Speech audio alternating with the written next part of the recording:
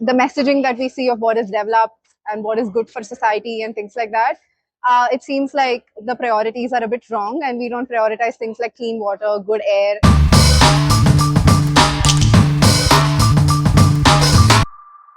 So the first question we want to ask you is, can you share a personal experience that led you to care about climate or environmental issues, and how does that affect you in your daily life?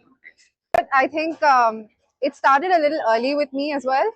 Like my mom is a little like mindful about using less plastic and reusing things, and maybe also because of an economical lens, but also from the climate angle. So I had a sense of it from early on, but as I started reading more and more about it, it was just out of like passion. I've not studied climate and sustainability, but I have studied. My background is in history and politics, so I have studied a lot in depth about things like industrial revolution and things like that, and how it's gone on, the capitalism and all of those concepts.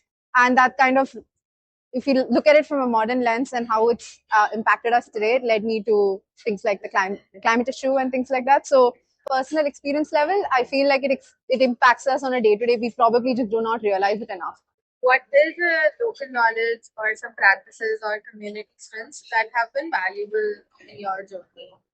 How do you Some of the things that I do on a very personal level are things like composting and using clean, trying to use cleaning material and equipments at home, recyclable stuff. And I think for a lot of people who come from the background that I come from, which is like growing up, I was like your typical middle class, lower middle class type family. So tissues are something we used to not use much. We used to use old cloth, like whatever we were wearing, we'd use the same thing as it got older for cleaning and things like that, and we repurpose cloth that way.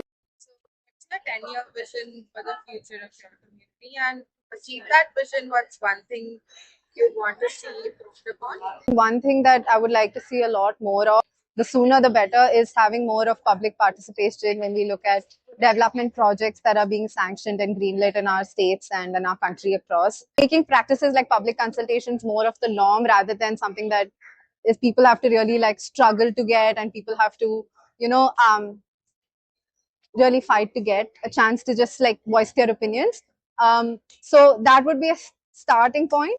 But obviously, beyond that, to ensure that that is significantly influencing the kind of development we see in our cities and in our surroundings,